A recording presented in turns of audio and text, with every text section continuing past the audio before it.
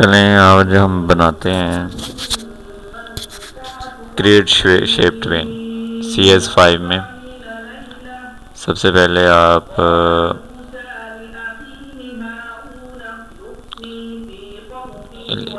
ये rectangular shape ले लें।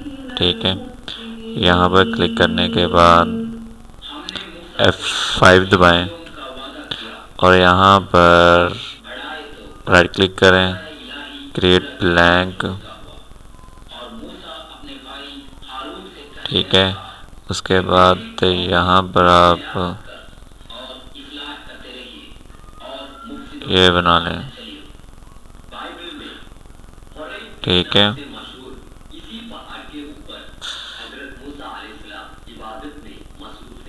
यहाँ पर राइट क्लिक करें, क्रिएट शेप ट्विन। अब ये देखें,